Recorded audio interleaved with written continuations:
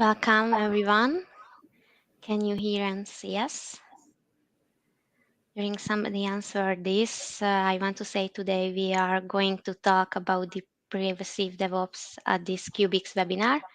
I am Alexandra Pro, software developer and Scrum Master at Evosoft, and I'm going to be your host today. Cubics Institute of Technology aims to gather the most important skill set building blocks for IT professionals by organizing cohort-based online IT and tech trainings with the help of industry-leading mentors, tech companies, and higher education institutions.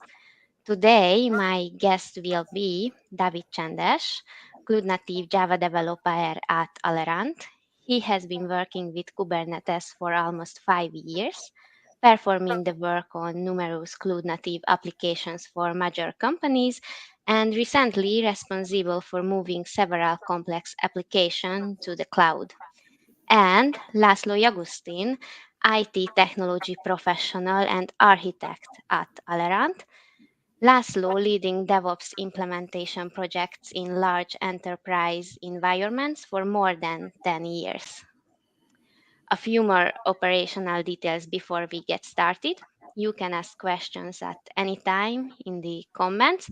All questions will be answered at the end of the webinar. And if you can stay for the end, you can watch the webinar back on Cubic's Facebook and YouTube pages.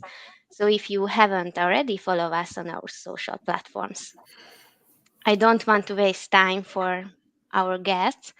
My first question is based on the fact that for a long time I thought I knew what DevOps was. I open Jenkins, I press some buttons, and everything works by itself. No, I know that's not the case. So my question is, what is DevOps? Okay, hi everybody. I think it's not easy because the right answer is here. So it means that there is no official definition for DevOps, or we have too much definitions. That's the problem, in my point of view. So I heard about a lot of things that what is DevOps in terms of technology, in terms of organization, why that whole developers and operations are working together, or is it a process or something like that? But I think basically that's the problem. But we are using this word of DevOps, but we don't know that what is really and what is the aim of DevOps. So why we are using that? But I don't know that. For example, David, what is your experience when you met the first time with DevOps? Hello there. So for me, DevOps is, as I am a developer, DevOps makes my life a lot easier. This is what I experience. And I can see that this is based on technically communication or collaboration kind of stuff. So I communicate more with the operations side, and we are connected with each other due to automation. So that means to me. Yeah, that's one of the things. Yeah. So there are no official definition, but I think you have your own understanding for this. Yes, as I have an understanding, but it's not better or worse than anybody's. I deal with a lot of time these problems. But before we are starting to define that what it is and go into the details, I would like to show you an interesting thing that if you go into a recruitment portal or a job portal and search for DevOps, you will see that that it is very, very different what different companies means about DevOps. So if you see there are release engineer that is DevOps, a DevOps engineer that's the exact match, that's great, but what does it mean? There is a system delivery engineer in AI field, there is an AWS architect or platform engineer, etc. So it is hard to find. So if I'm a recruiter, it is, I think, the total thing that I have a client and ask for a DevOps expert, because it's almost impossible to find a DevOps expert because everybody means a different thing about that. So I think it's part of the problem that a DevOps role is completely different at every company. So it makes sense to define, not because we would like to define everything, but it helps, for example, for the recruiters, that we are looking for a DevOps guy or a DevOps girl. What means that in our company, we have to fulfill this position or this task, or we have this type of problem, and then please help. So DevOps alone is not enough to define the thing. So the message of this slide of that. But anyway, DevOps definitely means something about development, something about operations, and something about quality assurance, something about security. So it is not only DevOps, but we have DevSecOps and other things that attach to that. And there are a lot of definitions, but we can agree that somehow it is about that how these areas of the IT is able to work together, process-wise, organization-wise, or technology-wise. And but why we are doing that? Because it's about that. Okay, these guys should work together. I see, but why we would like to do that? And by my experience, DevOps is a collaboration framework and or some approach that allows development, quality assurance, security, operations, so the various areas of IT allows to meet the today's rapidly changing business demands and customer needs. What does it mean? That the environment, the business environment is changing very rapidly. The business don't know what they want, or they know, but they know every day different thing. So it is hard to fulfill that thing. And we need something on the IT side that helps adapting this rapidly changing business environment and to fulfill the most important thing in this rapidly changing environment, speed. So that's basically that's the essence of DevOps. We need speed. We need speed in organizational communications. We need speed in, for example, deployment. That's about automation, or build the software. That's about automation. Or we need speed about communication in a lot of areas. And the DevOps is about that. I don't know if you have some experience at your company, Alexa or David, that means, or about that you are using DevOps because you need something faster or better quality, but a better quality means faster because we won't have failures, so we are able to finish the things in time, or any other dimension. Alexandra first. Maybe in some cases with the automations. So no need for every developer to merge the branches together for the main branch, and it means the speed for me. That's the main point for me in my understanding. Yeah, sure. That's also DevOps. So yeah, sure.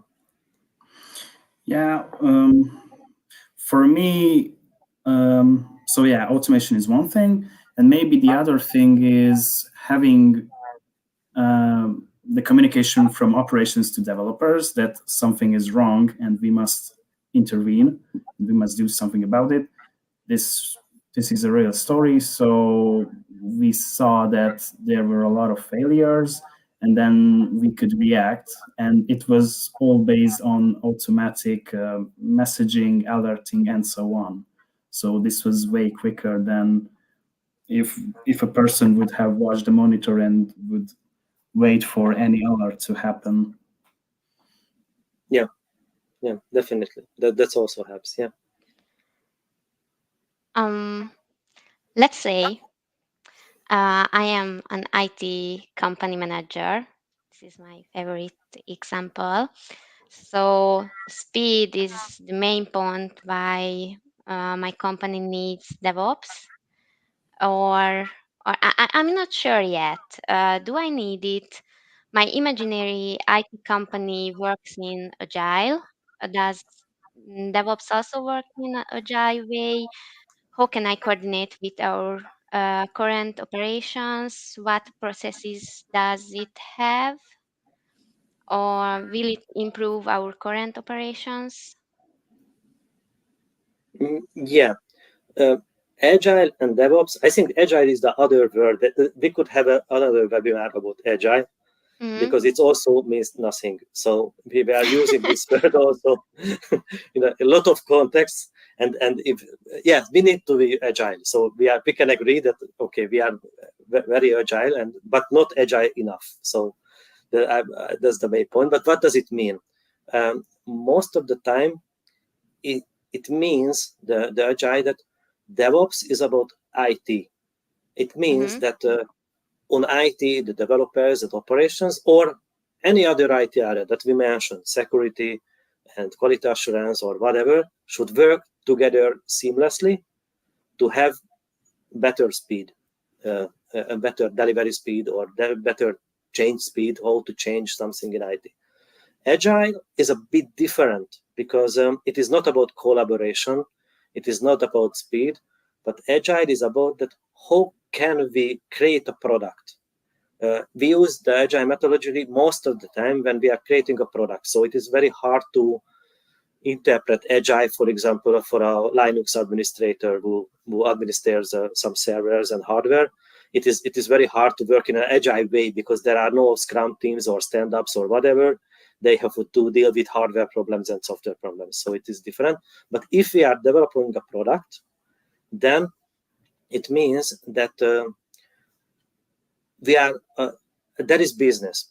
And if we are developing a product in this very, very fast changing business environment, hard to say that what do we need. We feel that we need something, a product that fulfills some customer needs, but it is very hard to define.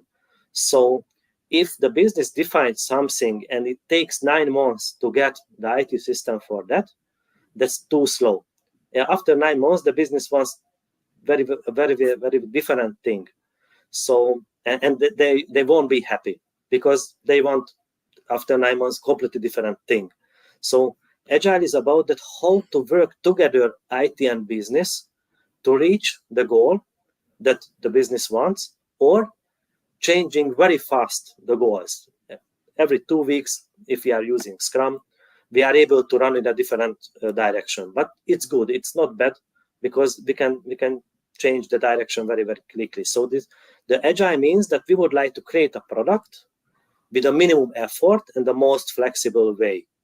And how DevOps can help Agile.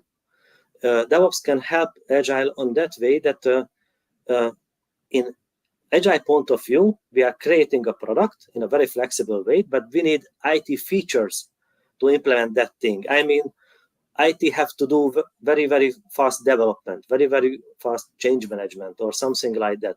This is where DevOps helps Agile because it's enable IT to be fast enough to also to fulfill the business needs. But it's different. This two methodology is a two different dimension of the same thing.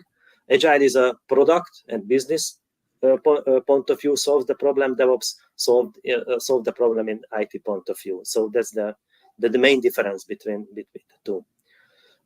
So yeah, and if we are talking about DevOps, because it's not an Agile webinar as we mentioned, but it's important to have the context of DevOps in this world. Then we can deal with processes, technology, and people. So this is always the three dimension, whereas it makes sense to see that how DevOps is working. And as you mentioned, it is the process dimension of DevOps is attached to the Agile delivery method, because if we are doing Agile, it means that we are working, for example, in sprints. In the defined time period, for example, 2 weeks, we are able to go to a different direction. So that's the main point of that. And I think it's also important to mention that Agile doing this delivery method, that every 2 weeks we are developing something and go live with something, because the biggest problem could be with speed is our dependencies. Dependency means, I will explain in a few sentences, we have dependencies for other systems. We have to wait for that release. We have dependency on environment. We have no free test environment. We have to wait for the release to go out, or any other. We have resource dependencies, or lead developer or lead testers are doing different things, or on holiday or something like that. So there are a lot of dependence could be there, and these dependencies are manageable within 2 weeks. We are able to foresee that, okay, in the next 2 weeks, these guys will do something different, or we won't have an environment to test the stuff or something like that. For 9 months, it's very, very hard to see the problems. So this is why we try to manage the next 2 weeks always, because it's easy and we are able to manage it. So this is the aim of this delivery method, the agile delivery method, and it is also attaching to DevOps, because we have to include the whole IT to this delivery methodology. Because, for example, if we are very agile and we are developing the stuff, but the operations are not able to adapt to that, then we will have a dependency and we will wait. So that's the main point. So we can see plan, design, build, test, review, yeah, and launch. And where is the DevOps in here? DevOps is an enabler only to that, because who is missing? So that's the question. And I think here is the answer. Who is missing? We have these circles: revise, test, build, etc. Everybody is very happy at the developer side. We have a Scrum Master who helps run all of the things and handle all of the problems. We have a product owner who knows that where are the directions, etc. But where is operations? And I think it is not agile if we have a very, very good developer team who always blocks on operational stuff. That's not agile and not fast. We can explain that we are blocked, but it won't be fast. So this is why important to connect the agile development methodology, something that includes operations. And DevOps helps in that way. The whole IT should be fast to be able to reach the goal, not only the development part. So this is how the two things are connected together. Very, very different methodology, but have dependency on each other, these two things. Okay, and how can we involve operations into that? It means that it's great if the developers are able to build the software with continuous integration, continuous testing, so in a very fast way. They are able to release the stuff with continuous delivery and deployment, but somehow we have to operate the same way the system with continuous operation. It means that we monitor continuously the system and we have a feedback loop to the developers. And that's the core. I think the most or the biggest achievement of DevOps that helps developers and operations working together and share the information. Because if there is a problem in the production system, who is able to correct it in the most efficient way? Only developers. They know everything about the production system. So if the operational guys are suffering for days or weeks with problems without developer help, it won't be fast. So somehow we have to share information. And it helps that end of the day, the business will be much more successful. So do you have any example at your organization for these operations and developer problems, or success stories where it worked well and you have good memories about that? Yeah, the previous example I mentioned is kind of like that, and I think there were other examples in finance, in a financing company. This is also developed quite nicely, and even if so, we get that something is wrong, and we have tools that with which we can really easily find the core of the problem through, for example, looking through the logs. And all of this is streamlined. This is really simple for us to handle it. So I think what we should also pinpoint that the tooling is really important in DevOps. to manage DevOps, to have a really efficient DevOps cycle, we have to also use really efficient tools. Yeah. So there are some benefits, but how much does it cost? And there are any other benefits for the DevOps? Yeah, sure, absolutely. So for what David mentioned, on the technology side, we could have advantages, but there are also other areas where we have things. The first is the process improvement results. It means that we are able to release much faster and more frequently. And what this is why is it important, the agile method, that in agile method we would like to release every 2 weeks, but it have some conditions that should be met. It means that if before DevOps, how a legacy IT works, there is some development, there is the big wall with of the quality assurance. We have to create the perfect software, we have to create the perfect tests, and there is also a big quality gate. But then we can go into production. If the in an agile circle, if the developers and testers and business are able to work together seamlessly, it means that one wall is missing. We are able to do this in weeks, the things, but operations are again not part of this circle. But if we are able to work together with operations, then we are able to release not in weeks, we are able to release within days the stuff, because we don't have to wait for operational quality gates for big releases or any other approvals to be able to go into go live. So the aim of DevOps together with Agile, that 2 weeks is fine, but with DevOps we are able to do this something within a day, and I think it's a big difference. So there are big companies, for example, one of my colleagues worked at Booking.com. They are able to, from the business idea to the production go live, they are able to do this within 1 day. And I think it's for such a big company, it's a big difference. So it's a big achievement, and they are using this methodology. So, and there are also other benefits like cost reduction, because if there are communication problems, if we are slow, that means a lot of costs. So for example, if our developers have to wait days or weeks, some IT resource from operations, it's very expensive because they are not able to do anything, and we will pay for that. So we can have a very good cost reduction. Or we can automate the testing, because this type of automated pipelines, we can have much faster deployment.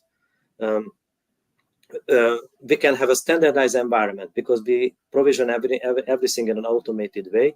It means that we can standardize the stuff. We can better utilize our infrastructure because it's built by an automated way. It's very easy to rebuild and automate the things.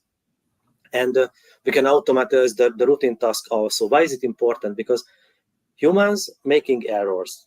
If we automatize the things, it means that computers never make a mistake. They are doing wrong things if we are programmed to do wrong things, the computers, but otherwise they are able to do the things very reliably, very fast, and with low cost. So and there are a lot of business benefits. For example, business will be much more responsive. They will, and I think this is one of the key points also, that business wants very, very frequently a different thing, and they are only satisfied if we are able to do this for them. So not today, that not the most important things if we are able to fulfill business requirement.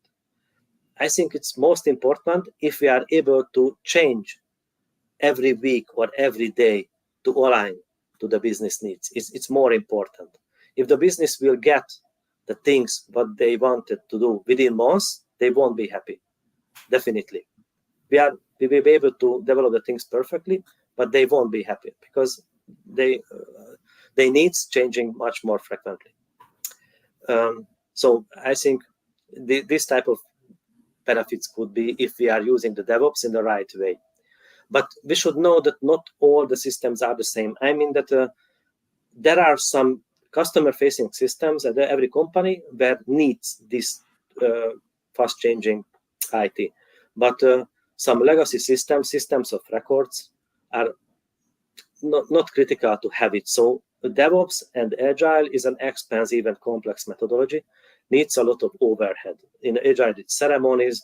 With DevOps, with some specialized tool sets, specialized colleagues, we have to hire DevOps engineers, we have to hire Scrum Masters, we have to hire a lot of new roles at the company side. So it's expensive and complex and fast. So we have to decide that within the application portfolio, where do we need Agile, where do we need DevOps, and where is it not needed. The waterfall approach, the legacy processes are completely fulfill all requirements because our systems are not changing frequently. So that's also important. That DevOps is not a something that fits to every system. We have to decide that where is it make sense or where is it not. Do you have some bad examples? Bad examples means that where you felt that you are using Agile or you are using DevOps, but it doesn't make sense. It doesn't improve in the business point of view that things. But we are doing that because it's very modern, or we mastering only this type of way of working, and not others. Maybe if you have your own blog about, I don't know, shoes or dresses, you shouldn't create a wall, agile, and the DevOps part of the things, because it's overhead for this little blogging Yes. stuff. Yeah, absolutely. And it is important to mention that it is the perfect DevOps way of working, because if you have a blog, you are developing that, you are operating that, and there are no communication problems because you own everything. Yes. So yeah, it's also the perfect DevOps way of working. Yeah. Yeah, for me, so I saw some examples where we are upgrading or developing legacy systems, and just building it takes 10, 20, 30 minutes. So even automating it is quite a nightmare. So I don't think it's, and also deploying it to these older web servers or application servers, it's not trivial, or maybe not so necessary here. So yeah, I saw some examples like that. Yeah, and maybe I think yes. there are a scale of how much do you use the DevOps? How many Yes. things? Yeah, absolutely. It depends on the size of the organization, depends on the complexity of the process that we are using, and it depends on the business need. So I think this is why is it important. So if we able to understand the aim of DevOps, the speed and the flexibility, then we are able to decide that do we need that or not, or what part of the company will need that and what part is not needed. Because it is not the cheapest methodology, definitely. It is not doesn't guarantee the best quality, or doesn't guarantee that the most transparent way of working. It is very flexible and could be expensive. It's not necessarily expensive because the business environment is changing rapidly. It could be cheap because we are able to turn the things very fast. So it depends on that, but definitely complex and needs roles to be fulfilled to operate it in a right way. So you are absolutely right. It means that it depends on your use case if it makes sense to use it or not. So I can absolutely agree with Okay. that. A little back to my imaginary IT company. I Okay. think I need DevOps. Mm-hmm. What is the next step? Should I create a team for it, or just put a new member to my Scrum teams? Maybe the guy who always fix all of the printers can do it immediately from yesterday, of course. Yeah, it's a good thing that where to start. So the bad news is that DevOps depends on three things. We mentioned processes, technology, and organization, and all of the three are needed to be effective. If we have, for example, you mentioned that if you have a Jenkins, that's great, but it's not DevOps. It's a tool, but it's not DevOps. Or if you mentioned that if you are writing your own blog, that's great because you are developing and operating the same stuff, but it is not DevOps. All of three things are needed for that and should work together to achieve the things. And until that, we mentioned the process-wise the things that how DevOps could help in the IT processes for speed up and enable the agile way of working and to be flexible enough. But there are other dimensions also that's important. And then later on, I can answer to your question, but we have to touch these things. And we can have the right answer to you. But what should be the first step if you would like to implement these things? But to answer in a very short time, you have to visit all of these things. We have to think over that how to change your processes, what expertise you will need in the future to implement DevOps, and what tools will be needed. And we will touch the things. And also, it is not only development of operations, and security is also could be important. So DevSecOps is today, I think it's an absolute minimum to have speed, because it could be great that development are very fast, operation are also very fast, but the security guys always stops the project because we have vulnerabilities or we don't have the right documentation. So it makes sense to include them also into this circle. But to talk about a bit about people, so we touched the process things. I think we should talk a bit about people, because you asked that what type of guy should be hired for that. I think yes. I think everybody knows that. So it is from the internet. Is a very popular memes that in a sense a developer thinks that operational guys have no added value at the company. They are able to execute the things that are written down without thinking about that. So they completely have no value. And most of the operational guys could think, or what is really things, because these are cultures that a developer is not able to write anything that works, because that's their experience. Every time when they get a new release that's full of bugs, these guys are not able to create anything that works, really. So, and because of that, the cultural differences, it's slowing down. It's not fast. So if we are thinking about the others, that they are not able to, they have no added value at the company, or they are not able to fulfill their role, it slows down. Because what we will do some compensation things. I mean, the developers will try to trick out the operational processes because they are only slowing us down. Or the operational guys will create a lot of quality gates and expect extensive documentation from the developers because they are afraid that what they will get. So what we can do, that we work on the internal culture, organization culture, to see that what is the added value of the other team and how can we work together to reach the common goal. So I think that's the most important thing. And how can we know each other by the best way? The best way is work together. If we are working together very closely, then it means that we will know each other and we will see the added value of the other team. So I think that's the most important, that we have to work together and not creating that type of processes that are full of quality gates because we are afraid of the other side.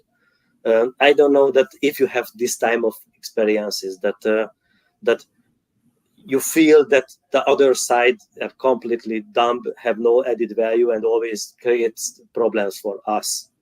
And do you have any example of this type of thinking in your organization that slows down the things? Definitely. Maybe when we have too many steps, too many manual steps to get some new data, Mm-hmm. and in this way, uh, if we create an automated process for this data flow, maybe Mm-hmm. it would be good.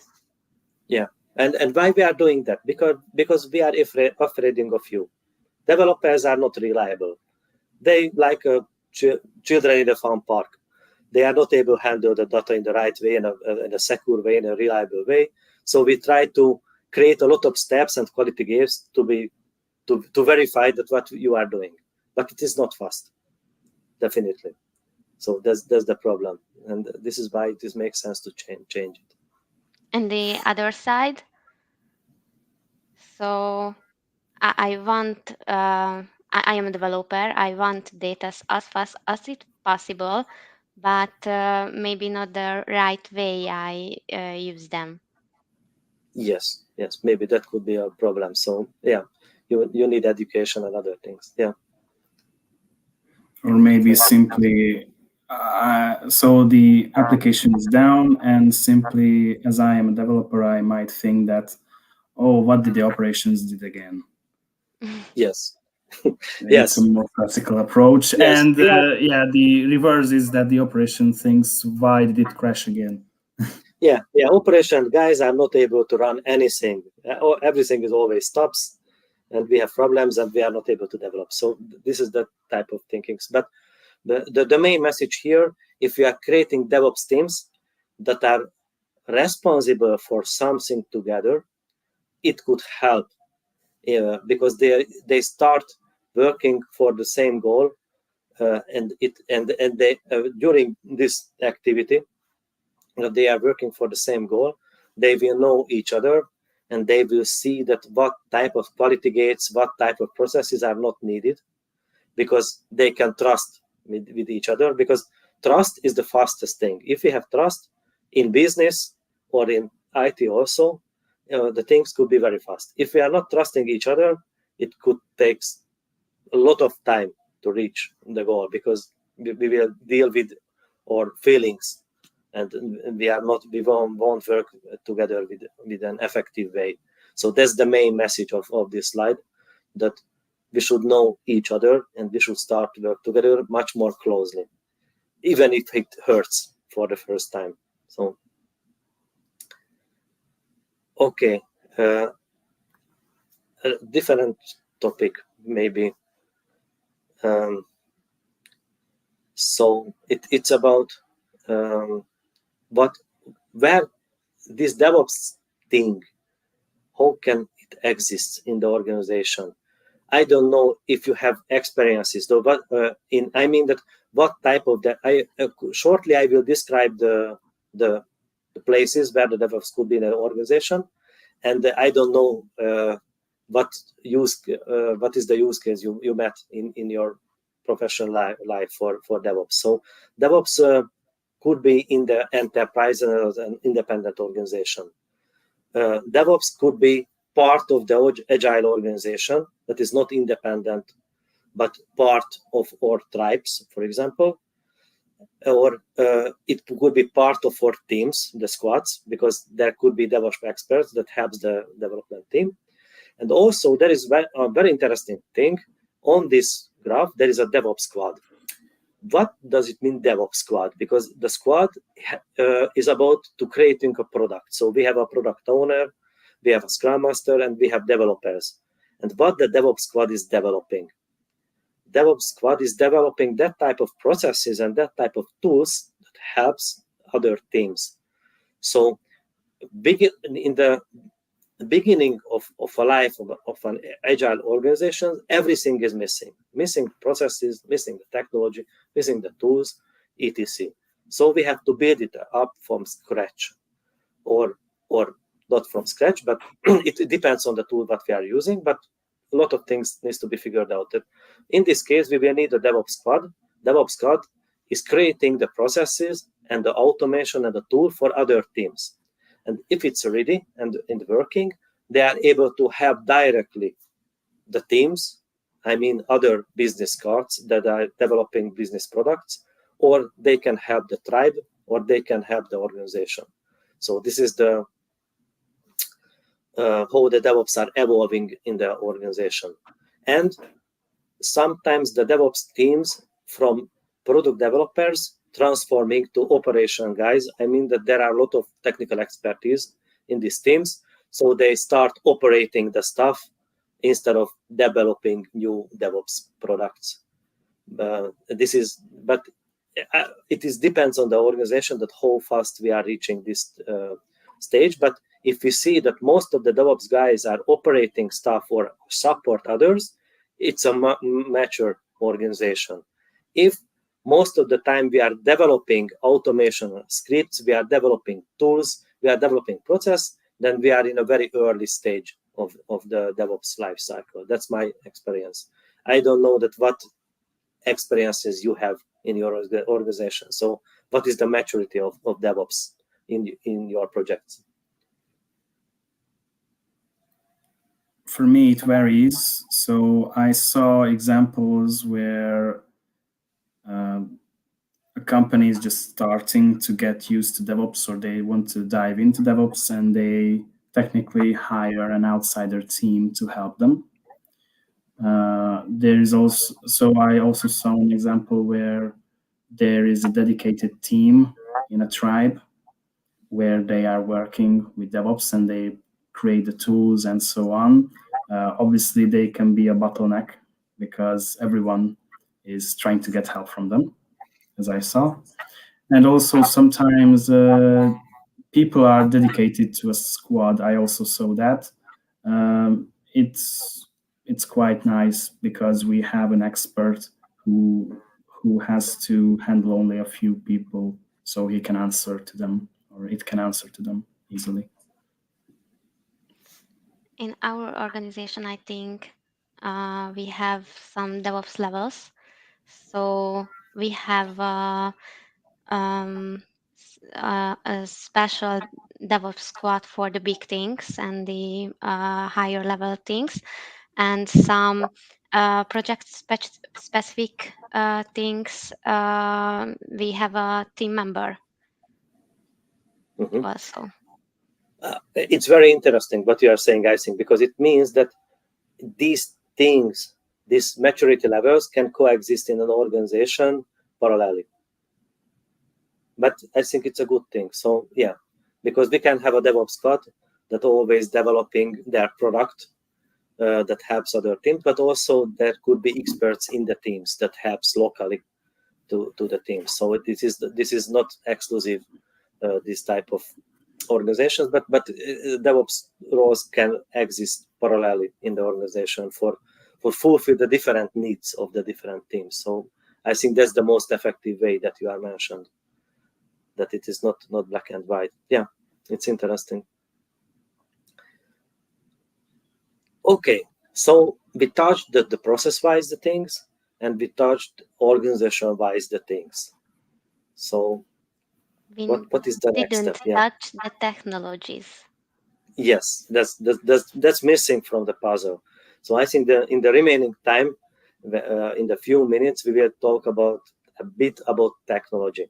But this is not a DevOps course, so we won't touch all of the DevOps technology in details. But I will mention some challenges regarding that because I think it's more interesting. So we will talk about technology. First, how can we manage the explosion of a lot of apps and microservices? What we are thinking about? In the past, we had, for example, 100 applications if we are an enterprise, or we had 10 applications if we are a small business or something like that. But with the introduction of microservices, it means that we have 10 times or 100 times more applications because every microservice have the same life cycle than a legacy application. So we have to manage a lot of things today, and we will need tools that helps us to manage the things. One of the most essential tool to manage the lot of applications and the microservice world, I think you heard about it, called Kubernetes. Kubernetes means that we are completely changing the processes, the whole we are managing our applications. In the past, we manage all of the applications one by one. There were an expert that know the legacy application ins and outs and by heart of everything. Now we have tools like Kubernetes or cloud orchestrators that they are able to manage a lot of stuff automatically. That could help. So, but why is it happening? Do you have any idea? I mean that in the past we had a monolithic application, and now we are developing the things by that way that we have microservices and we have 10-fold or 100-fold more applications. How is it helps? Because it could create problems. It is much more complex, and we need new tools like Kubernetes. That's also very complex. But how can it help in our basic thing? I mean speed, because the whole stuff is about that speed. That how can it help? I think it scales way better. So as we have even more and more applications, obviously with a few applications, it's just not worth it to dive into a complex orchestration like solution.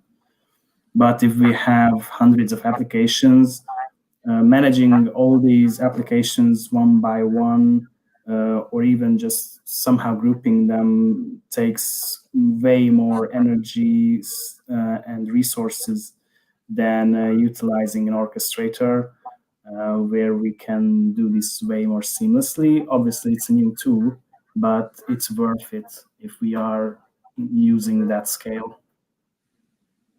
Yeah, definitely. But you're absolutely right, and that's the solution to the problem. But we created a problem for us to solve it. Why we did that? Because we created a problem. We had in the past we had one big monolith. Now we have 100 microservices. So we created a problem that we solved with Kubernetes. That's great. But why we created this problem? I could have the answer, and or one of the answers that why we created this. It's about speed. It means that we mentioned in the beginning of the webinar that the biggest problem for speed is dependencies. And if we have a monolith, it means that in the monolith, we have to wait to gather everything for months to be able to release that. If we're breaking the world to a lot of small parts, because, for example, the microservice definition is that every microservice have a different database with independent data model and other things, it means that we solved a lot of dependencies. The business can change on a small part of the applications independently of other, so we could be very fast. This is why we created the problem of hundreds of new applications, and there is Kubernetes and other orchestrators that solve this IT problem.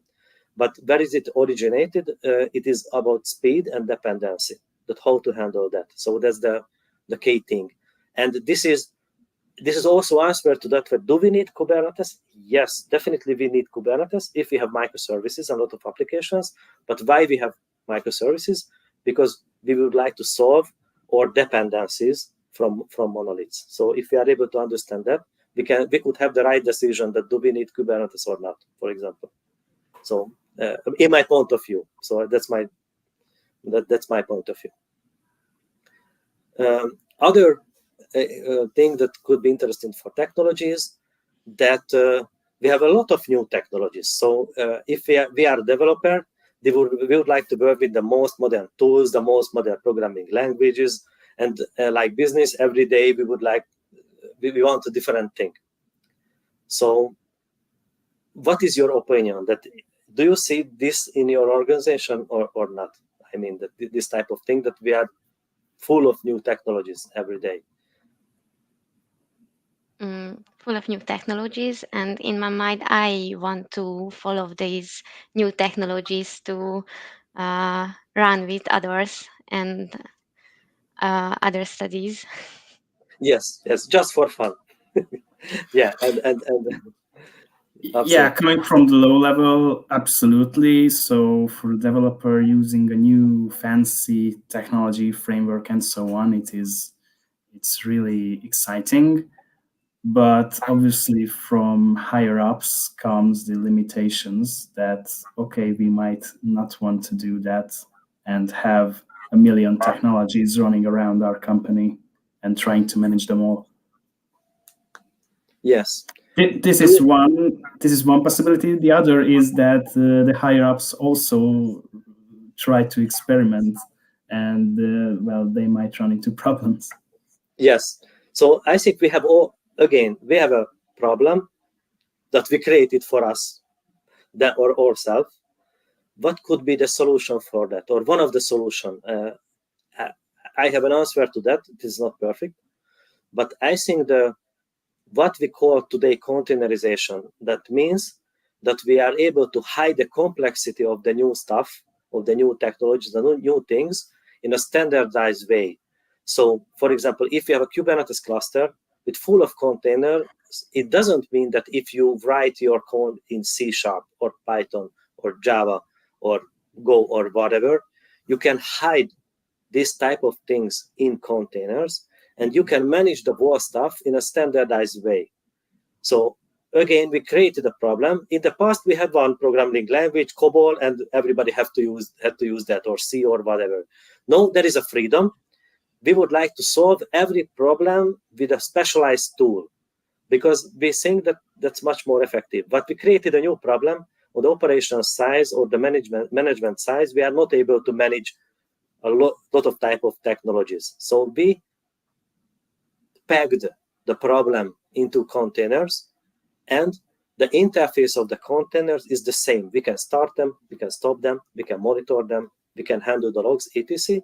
So we can have orchestrators that handle all of different type of technologies in the standardized way. So I think it's, again, we created a problem for us and we solved it. So that's great. And because we solved it, we can have the big advantage that we can use for every problem specialized tools. And I think it could help for speed, but it has some price.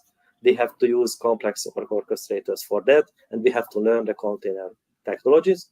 And what is the consequence of this? I think this could be our last slide, or we will see. We will see at the time. We are here, so we have migrated a lot of technologies. So I think if somebody thinks that he's a DevOps expert, this is the landscape of the Cloud Native Computer Foundation. And this is not the whole landscape of technologies. It is about only the DevOps technologies. So if you go to the CNCF homepage, there are different dimensions of technologies. This is only about DevOps. But if we think that we would like to hire a DevOps engineer, it means that the poor guy have to know all of these technologies. So I think it won't work. So in our organization, we have to decide that, yes, we have a great amount of technologies, but in our organization, how we should standardize these things, because nobody is able to learn all of them. So I think there is a big advantage that we are using modern tools. That's great, but there is a price tag for every new technology. So we should be careful that what we will use and what not in our organization. And it's also a big challenge for the DevOps guys to learn all of these things and master all of these things and to be able to operate all of these things. So it makes sense to standardize the things if it's possible. So we could have some answers, as we mentioned, Kubernetes, orchestrators, containers, etc., that could help a problem. At the end of the day, there are a lot of areas that it won't help. So we have to standardize the things. That's my point of view. I don't know if you are faced in your project that type of problem, but for example, somebody figured out that, guys, we need Cassandra because that's the best database or something like that, this type of thing. And you had to learn it, or you dropped it because nobody wanted to learn, or nobody wanted to give you as a service new technology. I had to learn it. Anyway. So if I want to be a DevOps technician, is it enough to learn one block of it, or maybe if I choose the smallest one? No, I think you have to learn for every area one thing. So you have to Mm, learn a CI tool, you have to learn a CD tool, you have to your the source repository, you have to learn an artifact tool or any other. So I think that's the bare minimum. And what is the big challenge that from every area you learn something and you have to integrate it together to have an automated end-to-end process. And if you see the number of applications, the permutation of the integration task could be endless. So that's also a challenge that it's not enough that in one area, one of the areas we have one tool or two, but if you have to integrate together these things, it means that our organization and our DevOps teams will deal with this tool integration task instead of developing business value. So it could take a lot of resources from our projects to create our mix. And this is why it is became popular that we are not using this type of tools, but we try to use pre-integrated environments. It means, for example, we are using AWS code pipelines or Azure DevOps or something like that.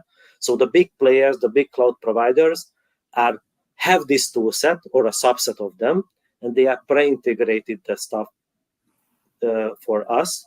So I think the advantage, one of the advantage of the cloud could be that we have a pre-integrated ecosystem or environment for developing, deploying, delivering, monitoring the other things, because this integration could be resource intensive. Surely, if we have hundreds of good experts, we can do this in our organization, and it could be much more optimized to our processes or to our projects. But if we don't have too much resources, it makes sense to use something that's pre-integrated and works together. So that where the cloud DevOps environments could help us. That's my point of view. I don't know if you are using this type of cloud environments on AWS or Azure or Google or whatever. I want to address the viewers. If you have any questions, you can write them in the comments. And is there anything else you would like to share with the viewers, guys? Any Um, I think I think personal experiences? yeah, it could be interesting. Well, I added a few examples. Maybe what I can add is that this whole DevOps world is strongly integrate, or well, it can integrate really well with the cloud, or it almost needs the cloud to be able to reach the speed. So the DevOps comes hand to hand with cloud native technologies. So these are technically brothers or twins. Yes. Okay, we ran out of time and there are no more questions. So thank you, David and Laszlo, for sharing your experiences with us and giving us an insight into the world of DevOps. And the viewers, if you are more interested in the world of development, follow Cubics on our social media platforms and don't miss our upcoming events. And thank you for joining us. Bye.